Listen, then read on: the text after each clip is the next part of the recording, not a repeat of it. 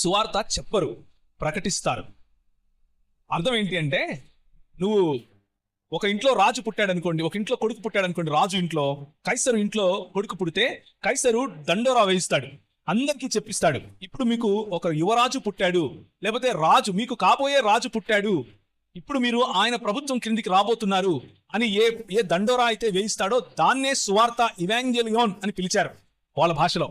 అంటే రోమీలు వాడినటువంటి రోమా భాష, లేకపోతే అప్పుడు లాటిన్ వాడారు, ఆ భాషలో గ్రీక్ మరియు లాటిన్లు వాడారు. ఆ సమయంలో ఇవాంజెలియోన్ అన్న పదము అదే గాస్పెల్ గా మారింది. ఇవాంజెలియోన్ అంటే అర్థం ఏమిటి అంటే శుభవార్త అని అర్థం. ఆ శుభవార్త ఏమిటి అంటే మీకు ఒక రాజు పుట్టాడు అని. అదే శుభవార్తను జ్ఞానులు వచ్చి వెతుకుకుంటూ వచ్చినప్పుడు హేరోదు ఏం చేశాడు? శుభవార్త వచ్చిందా, వాడిని వేసేయండి అన్నాడు.